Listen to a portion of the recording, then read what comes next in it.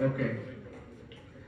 So as we are talking about that in this lecture, I will quickly introduce you with the four measures. And if you can understand how these four measures are different from one another, then I will consider this lecture as a success, given that we already have lost 45 important minutes. The first thing is the count. Everybody knows that. Everybody knows, but we will try to understand what that means in the context of the medical science. Remember, count has one piece of information, only one piece. Numbers. Count is important, but in medical science it has very little value. And the reason that it has very little value is because count does not give you the magnitude of the problem. It can tell you about the number, but what is the magnitude of the problem, it doesn't tell you. Okay? And you will know. Say for example, in Al-Qasim, as a Ministry of Health, you know the number of cases of influenza in Al-Qasim.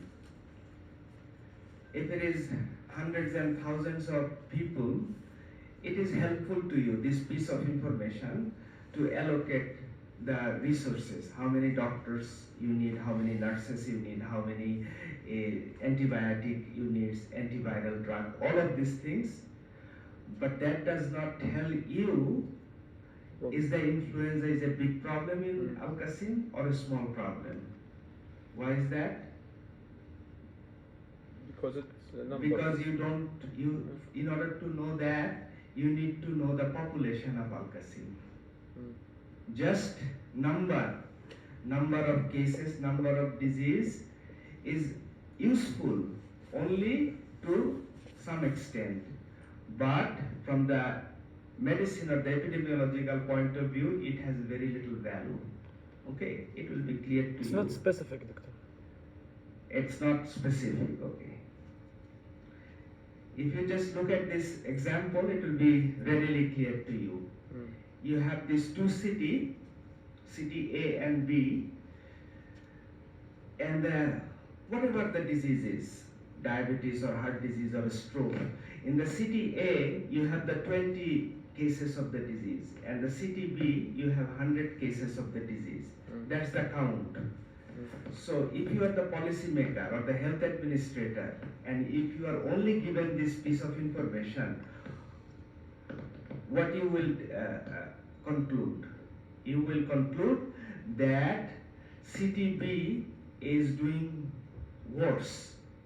Between the city A and city B, the situation in the city B is worse because there are 100 new cases of the disease. So that's the problem with the count. If you take into consideration what is the population, So city A is you will worse. find that the disease rate is only half compared to the city A. Although city A has only 20 diseases, but its population is very small. Out of 100, 20 people is diseased. So 20% are diseased. On the other hand, in terms of only the number, city B has a lot of diseases, but it also has a very big population. So if you look at the percentage wise, city B has only 10% of the disease. So first thing that today you learn, if you just deal with the number, it only has one piece of information. One piece of information, and it's not very useful. Why it is not useful? Because you need another piece of information. What is that information? Population. Okay. What is better, one piece of information or two pieces of information? Two pieces of information. So only in the count, how many pieces of information? One. In the percentage, how many pieces of information? Two pieces of information. So the percentage is better than count. Very good. So when we talk about the percentage, another name is the proportion. We call it proportion. Now in the proportion, do you know what is numerator and the denominator? You know. Look at the proportion. What is in the bottom? We call it denominator. And what is in the up? We call the numerator.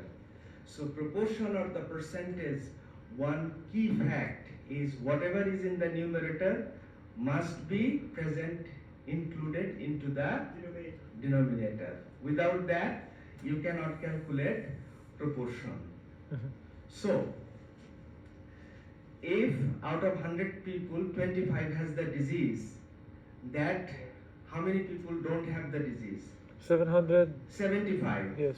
Out of 100, 25 people have the disease. So how many people don't have the disease? 75. So if you want to calculate the proportion or the percentage or the prevalence of the disease is the same, that 25 the disease people has to be also into the denominator. If you just exclude them, 25 over 75, then you will get the wrong proportion. So one key fact is for proportion, numerator must be present into the denominator. Okay? So in epidemiology or in medicine, it has a higher value.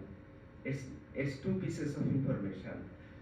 Count is on the numerator and denominator is the source population. Okay, let's take an example. In a hypothetical area, there are 11,050 people in a city, and out of them, 1,400 have the hypertension. So if I ask you what percentage of the population has hypertension, how will you calculate it? You take the numerator and divide by the denominator. What's in the denominator? People who has the disease plus people who don't have the disease, meaning total population. So numerator would be number of the disease and the denominator would be the total number of population. So here 12.7% have the hypertension. Okay. So we already know about count and proportion. Count has one piece of information and proportion have two. Proportion has two pieces of information. All right. I'm gonna skip the ratio. There is a reason for this, for the continuity of the thought. Rate. Anytime you hear about the rate, you know that it has three pieces of information. Three pieces of information. So if you are given a count or a proportion and a rate, which one should you pick? Rate. Rate. Because the more information you have, the better is in terms of the measurement. Okay? So what is the rate? Rate is also proportion, but it has a time attached to it. Okay, that's the third component. The first component is the numerator, second component is the denominator, third component is the time. That's what the rate is. Okay. So if we know that in this place ratio is a kind of an oxymoron. It really doesn't fit, but we need to know that. What is the ratio? Ratio is not a proportion. Ratio is not a proportion. Mind it. What is in the numerator? Not included into the denominator. Say in the first year medical program in Suleiman Al-Radi, okay, there are 50 boys and 50 girls. If I say what is the male to female ratio? 1:1. You know that. But when you calculate, you do not put the female into the denominator or male into the denominator. So when you calculate the ratio, then it's not a proportion, it is not a rate, it is not a count. Okay, it's a comparison between two group, either male and female or obese, non-obese. Any comparison you can give as the ratio. Okay, so that's why I said it at the end. Now go back to the rate, because the rate is very, very important.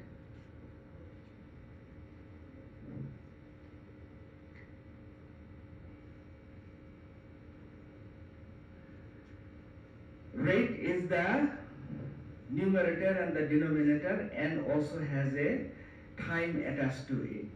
It is the basic tool in the epidemiological practice. In the epidemiology, by the way, it is your first class. You may not know what is epidemiology means. Epidemiology means 2D. 2D. 1D is distribution, and the second D is the determination or the determinants. Distribution of the disease in the population and the determinants of the disease in the population. Meaning, what is the distribution of the disease in the population in terms of person, in terms of place, in terms of time. And the second area that epidemiology deals with, what causes the disease, the risk factor of the disease.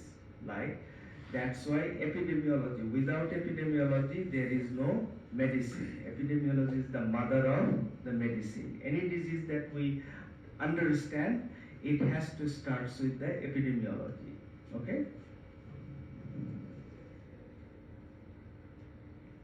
Now, because we are physician, I'm going to introduce you with the basic measures of the disease. There are two types. You will hear about this all the time: morbidity and mortality. Have you already heard these two terms? Morbidity and mortality. One is very easy. Mortality means death. And morbidity means that sufferings of the disease. How do we understand the sufferings of the disease? We have two measurements. One is the prevalence, one is the incidence. I want to give you, so that you never ever forget after these things, and nobody will tell you like this way. Prevalence has two pieces of information. Prevalence has two pieces of information. Incidence has three pieces of information. Now tell us, between the prevalence and the incidence, which one is the proportion? Very good. Excellent, smart boy. Which one is the incidence? Rate. Rate.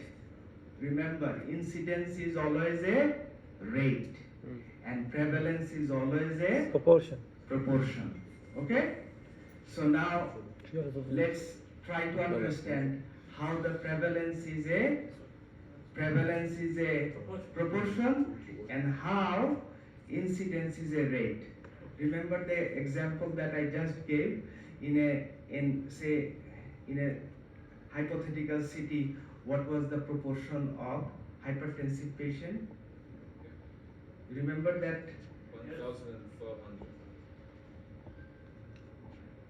1,400 or 12.7%. So if anybody asks you about the prevalence, how you will report it? As a percentage. As a percentage or as a proportion. It has two pieces of information for the prevalence. You will need the number of the disease divided by the total population. And what total population means? Total population has both the disease and the non-diseased people, healthy people and the diseased people. So that's what the prevalence is. On the other hand, you already know that the prevalence is a proportion. You have the numerator, number of existing cases, And when we say existing cases, try use all of your brain. Existing case means all cases. You are interested in the prevalence of the diabetes in Bukaria. Bukaria has 50,000 people. Okay? 50,000 people. And out of them, 1,000 people have diabetes. What is the percentage? What is the prevalence of diabetes? 1,000 over 50,000. 2%. Yes. Out of 50,000, 1,000 have diabetes. So what is the prevalence? Quick math. 2%. 2%. How you got that? 1,000 divided by 50,000. Okay? 2%. Do that calculation. Now, did I tell you what kind of diabetic people they have? Maybe some were developed diabetes yesterday, 3 months before, or somebody was suffering from for the last 20 years. So that word existing, remember it's in red, means all cases, whether it is old or new. Old or new. Whenever you are dealing with the prevalence of the disease, you are dealing with all cases, old and new. I'm repeating. That's the numerator. And the denominator is the total population. And it is a proportion. Prevalence is a proportion, it's a percentage. Okay? Alright. Now how you separate it from incidence? Very, very important. Okay. Before that, let's test your attention. It's a hypothetical data. There are 50,000 adults in Buraida in last year. You know that. During a visual examination survey, 2,477 persons were examined for cataract. 310 were found to have cataract. You know the cataract means Yes. the lens of the eyes becomes opaque. Yeah. They can see. So if I say what is the prevalence of cataract in Buraida, what should be the numerator? Tell us the numerator. The 300 one? 310 is the numerator. Yes. What is the denominator? The whole population Buraida. Because he asked me the Whole population Buraida. population. 50,000? 50,000. Very good. No, doctor? Now 310, it's the sample, yes? Or the 2477, it's sample. So Right. no, doctor, 310 over 2,477. Exactly. That's why I was testing your brain. 50,000 is the population, but did you assess all of them for cataract? You only assessed 2,477. So in this case, your population is 2,477. Had you assessed all 50,000, then if you assessed all 50,000, then that would be the denominator. So B is correct. So B is correct. So, is this called population of this? No. And because you have shortage of time, I cannot answer you. You will know your query right away. So do you get that? Yes. Here it is not 50,000 because you did not assess all 50,000. Factors that affect prevalence and what increases the prevalence and what decreases the prevalence. You don't need to read all of these things. Use your brain. When the prevalence of the disease will go up? Of the disease go up. Is more dangerous and lasts for The longer time. percent is increased. Okay, again brain. When the prevalence of a disease goes up? Okay, go. Remember just two things. In this class, I want you to know the basics. For any diseases, the prevalence will go up if the disease is not life-threatening. What? If it doesn't kill you, Oh. if it doesn't kill you, Uh-huh. then the prevalence will go up. The second, when the prevalence will go up, if the disease, there is no permanent cure. There's no. Like diabetes. No permanent cure. Diabetes, yes. You manage diabetes, but you don't get cured diabetes. It doesn't kill. That's why over time the prevalence will go up. And the diabetes does not kill. It's not like a cancer that within 6 months, 1 year, a person will be dead. So, doctor, I don't have time to. Oh, okay. I'm giving you an example. Influenza, flu.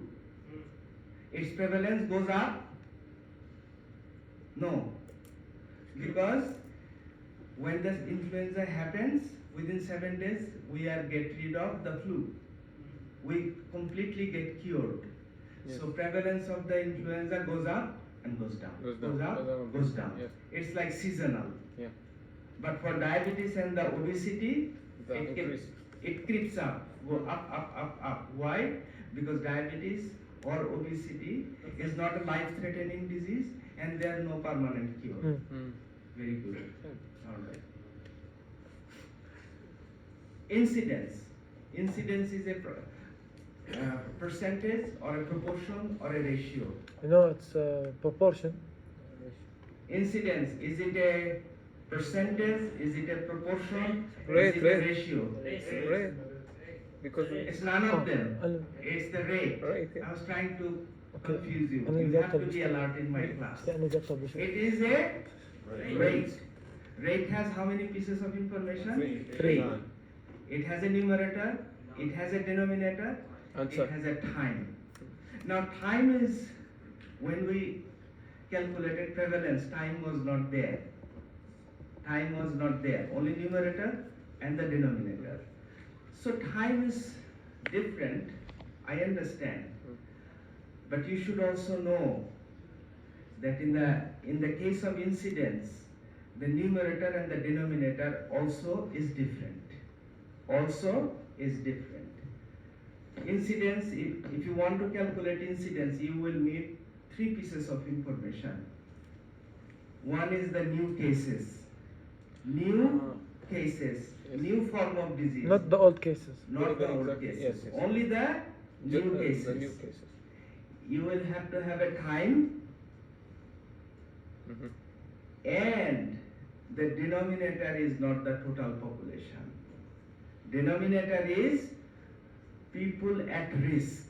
This is a very important phrase. You need to understand. People at risk. What that means? Means that people who are at risk of developing the disease, but they have not developed the disease yet. Mm.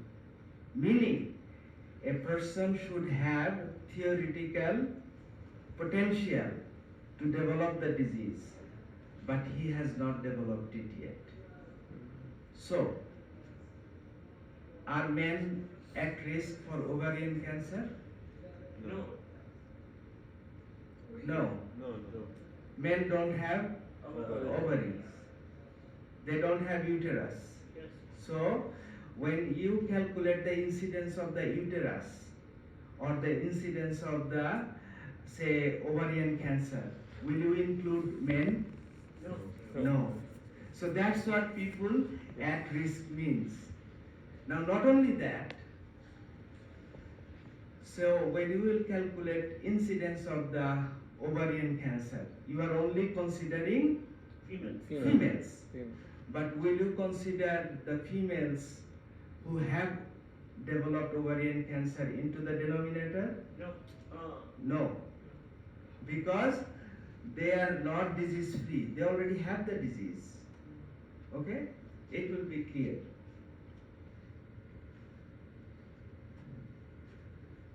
How the population at risk? You want to calculate the incidence of the carcinoma of the cervix. Okay, cervix is like, and in the female, in the Yes. sex organ, it is the upper part of the vagina. So, and it is prone to cancer. Okay, and there are many reasons for cancer. One of the things is the papilloma virus, all of these things. Now, you as a scientist, you want to determine the incidence of carcinoma cervix among Saudi women. Mhm. Government has asked you to calculate this. Okay? So now you can give everybody a pap test and determine who has the cancer. Hmm. So they are your numerator. But who should be the denominator? The females. Females who don't have cervical cancer or the carcinoma of the cervix. But it gets even more complicated. So first men are excluded. Yes. Men are excluded.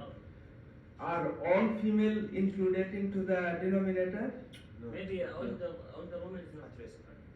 Or young women, I mean, young women. Okay. So, not all women will be at risk.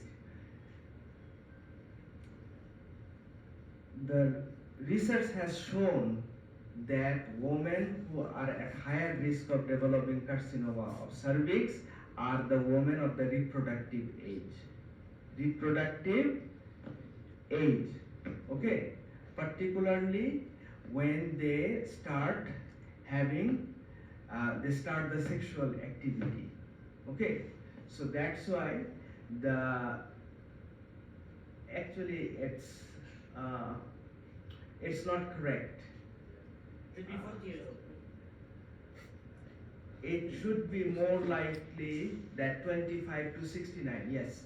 Like very elderly woman, Yeah. we don't see carcinoma of cervix. It's very, very rare. Okay? We do not see carcinoma of cervix in very young women. It usually in the women who are in the reproductive age and who are sexually active. And when you look at it, you will find that's the age group. So for the incidence of carcinoma cervix, you should be considered 25 to 69 years as your risk group. You are given the task to determine the incidence of the testicular cancer. Testicular cancer. Who should be in your risk group? Men? Men. Men. Female, you won't include the female. Okay. And men, will you include the children? No. No, they don't get that I think testicular from cancer. 25 to... Above. Yeah. Above. So that's what the people at risk.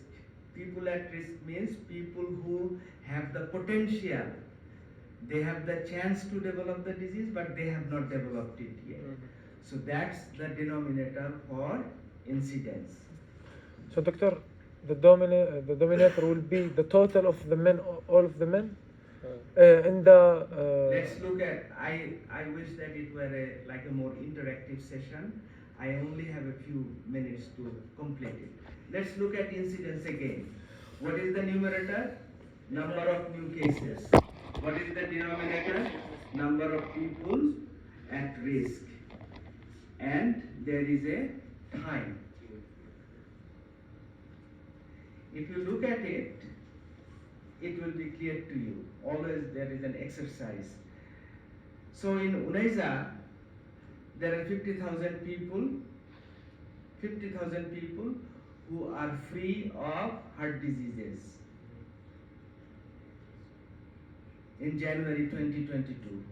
There are 50,000 people who are free of heart diseases Beginning of the year. in the beginning of the year. At the end of the year, 1,000 people developed heart disease. Developed heart disease. What is the incidence of the heart disease in Unaiza in 2022? 1,000 over 49,000. 1,000 and 50,000. So 1,000 over 1,000 over 49. 49. 50,000, and he says 1,000 over 49,000. Yeah.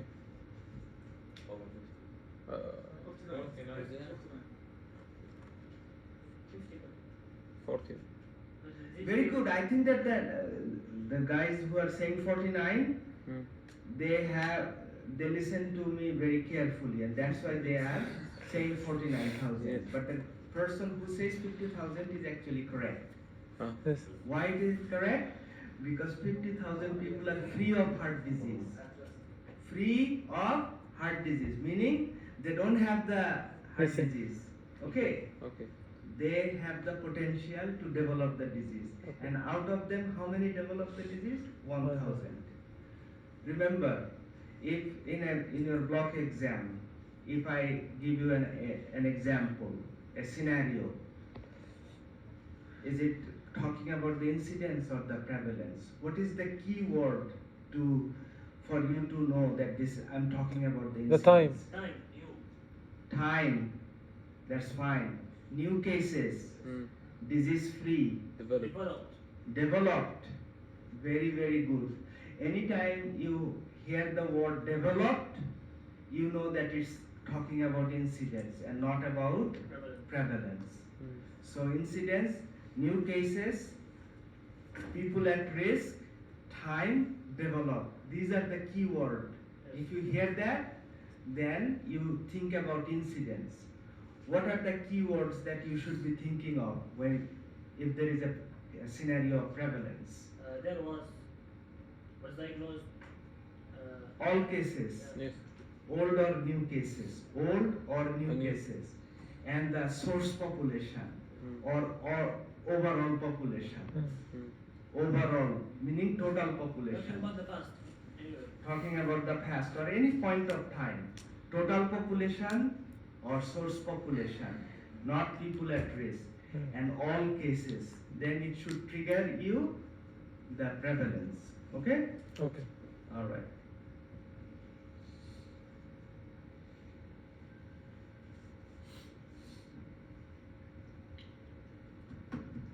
Measures of mortality. Now it's getting a little bit more difficult.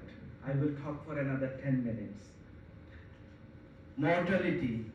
Always, as a physician, you will be dealing with the death rate for all diseases. For some diseases, death rate is high. Some diseases, death rate is low. But how to interpret that death rate? For example, you should know about the crude mortality rate. Mortality means death, rate means it's an incidence. It's not a prevalence. It's an incidence. That was true. So death rate and what the crude, do you know what crude means? Crude means not fine, coarse, impure. Crude means something that is not refined. Okay, it's not a refined, it's a crude. Like a crude oil. Have you ever heard of it? Like the Saudi Arabia produces oil. It digs up, it brings out the oil from the ground. And the oil that it gets, it has a lot of impurities and all of the things. It has oil, but it has other things too. Then they take it to the factory and they refine it. They separate the benzene and from the all other things. So that's called refined. So crude means not refined. There is something else going on. Okay, crude. Now, why we are learning about the crude mortality rate? You are given a choice. You want to settle in America. You want to migrate to USA. And USA is a very big country. It has 50 states. Pay attention. It has 50 states. You are given the choice. Do you want to move Alaska? Move on to Alaska or in Florida? And you want to know about the hospitals and the disease and all of these things. Is the place healthy? And the person give you the information. In the Alaska, the crude mortality rate is 4.4 per thousand. Out of 1,000 people, every year 4.4 person die. And in Florida, that rate is 10.9. Where do you want to move? Alaska. You want to move in Alaska. Alaska. With better environment, possible. Right. But that's why the crude is. Crude does not give you the true pictures. Crude does not give you the true picture. Now the true picture is, although Alaska is very cold, Florida is very sunny and sunshine. So all the old people, after their retirement, they go to Florida to live. Okay, that's why That's why we have too many deaths.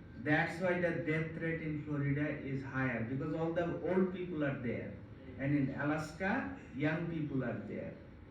So if you don't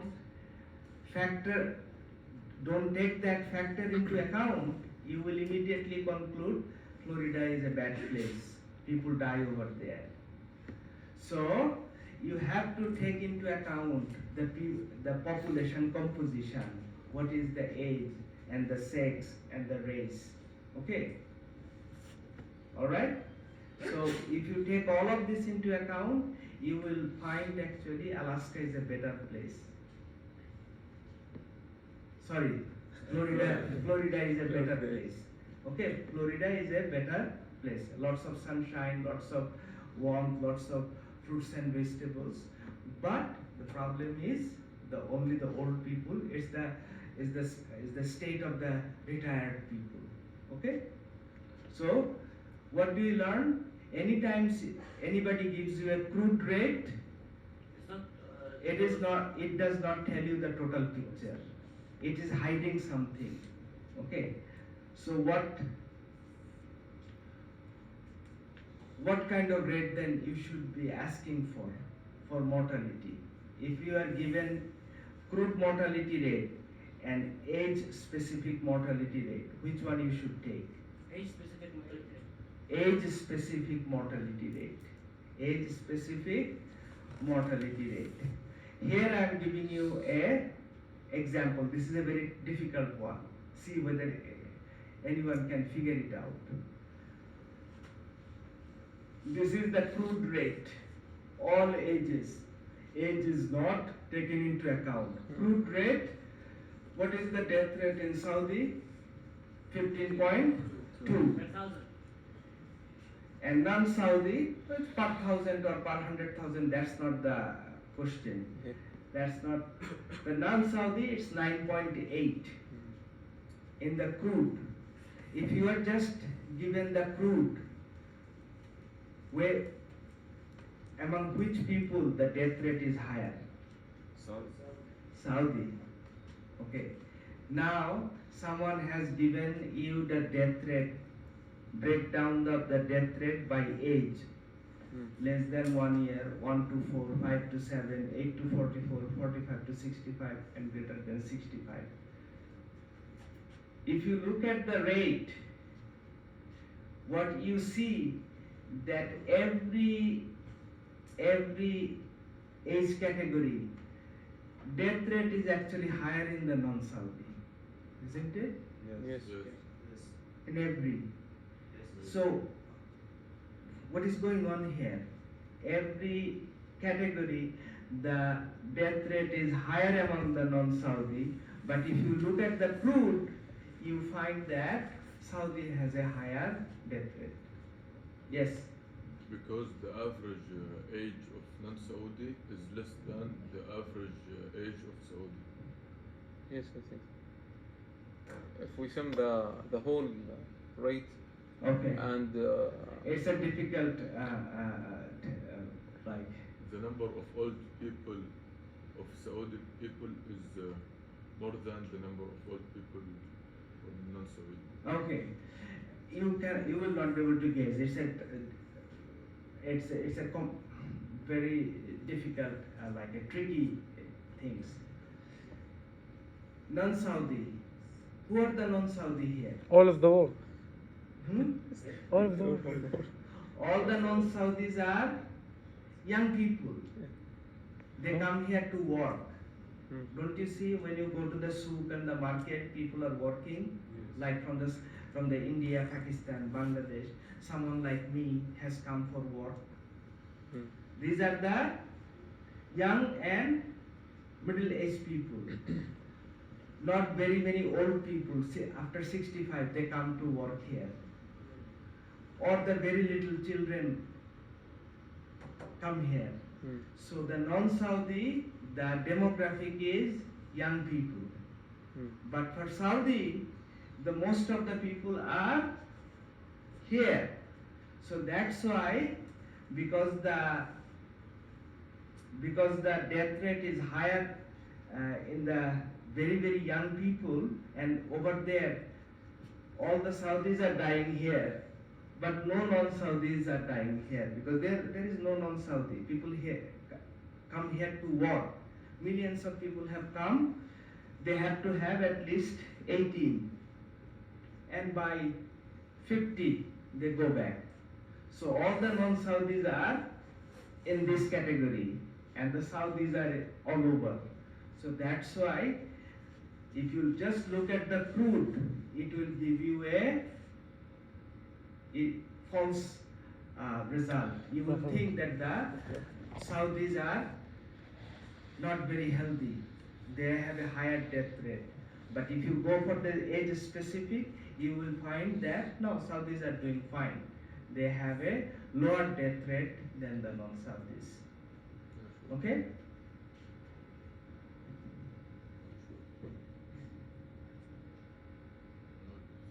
Okay. So these are the things in our class today. We learned about a number of things. First, we learned that measurement is very important.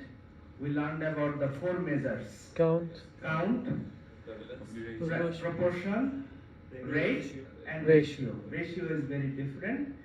Count has 1 piece of information. Prevalence, proportion has 2 Two. pieces of information. Rate has Three. 3 pieces of information. Now, give an example of 2 pieces of information. It's prevalence. Prevalence is a proportion or a percentage. It has 2 pieces of information. Incidence is a rate. It has 3 pieces of information. How the prevalence and the incidence differ? Differ in all three ways. They differ in the numerator. In the prevalence, it's all cases. For incidence, it's only new cases. New cases. It also differs in the denominator. Hmm. For prevalence, it is the whole All population. population. For incidence, At the it is risk. the people at risk. Hmm. And the third way it differs, Time. that usually in the prevalence there is no time, but in incidence there is Time. time. What factors affect the prevalence? 2. The If the disease is not fatal, if it doesn't kill you, and if there is no cure, cure. then the prevalence will go up. For example, can you think of a disease where the prevalence, for any diseases, is the prevalence higher or the incidence higher? Of course, it depends on the disease. Depends on the disease, very good. But for most diseases, prevalence is higher than the incidence, because most of the diseases, it doesn't kill you instantaneously or very quickly. Okay, and most chronic diseases, they don't have cure, so it's kind of accumulates. Can you think of a disease where the prevalence and the incidence will be pretty much the same? You should not know. Let me give you an example. Gallbladder cancer. Gallbladder cancer. To some extent, lung cancer also. Gallbladder cancer, if you have gallbladder cancer, by the time it's diagnosed, the patient does not survive even 6 months. So if the disease kills you right after you develop it, then the prevalence and incidence will stay the same. Okay? Oh, yeah. Isn't it? If you develop a disease and then afterwards you die from it, then the prevalence and the incidence of that disease will be pretty much the same. For most other diseases, prevalence is higher than the incidence. Alright, so I'm going to stop here. Have I overloaded you with information? Yes. Thank you, Doctor. Thank you Really? very much. Yes.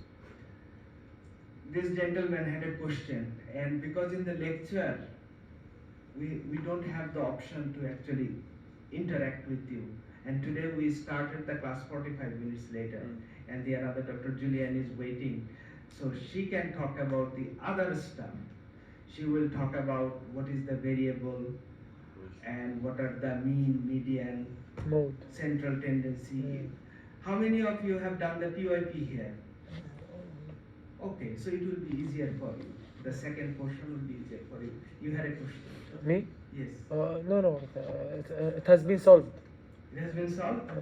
You will not give us بعد second ما part? أصل بالشيء بس خليني No. سنتين. Second part will be given by a person better than me. هاي النقطة الأخيرة. How about that? Dr. Julian. Yes. Okay, so I'm done. Okay. 10:34. I will give them a 10 minutes break.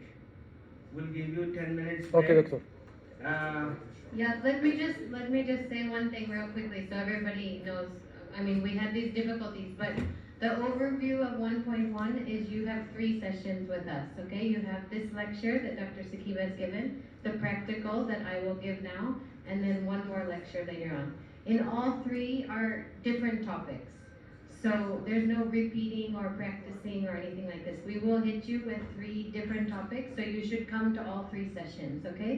And then we will present everything to you, study with yourself, study with your friends, and if you have questions after that, you can contact us. Right. Inshallah, you will not have any questions. It will be clear because there's materials on e-learning, and I will put some extra textbooks, so you don't have to search for learning materials. We'll give you 2 textbooks, the lecture slides, and you study from those for the end of block, okay? But don't leave, just take a 5-10 minute break and then come back because it will be a totally different topic in the next hour. Okay, just one Okay. piece of information. Regarding the materials, whether epidemiology or the biostatistics, when you go to the e-learning, you will not find the materials in your blog. You will see that there is 2 folders, epidemiology year 1, epidemiology year 2. Click on the year 1 and then it has 1.1, 1.2 and click on the 1.1. There you will find the lecture, today's lecture and other lectures and all the practical materials, okay? Okay. So that's number 1. Number 2 is I'm very heartened to see all of you have come. I hope that you will continue to come in this class. Just because the first class was a technical difficulty should not discourage you from coming. And it's my responsibility to make this difficult topic as much easy as possible for you. I'll try to do that. Thank you, Doctor. Thank you, Dr. All right. Thank you very much. So take a 10 minutes break and come here. And here is my fellow, Mr. Idris Sula, a fine gentleman, very smart guy. He will conduct this session. He will help Dr. Julian. Dr. Julian will run the session, but you can also ask him questions. Okay? Okay. For any matters, talk to Mr. Sula. Okay? Okay. Okay.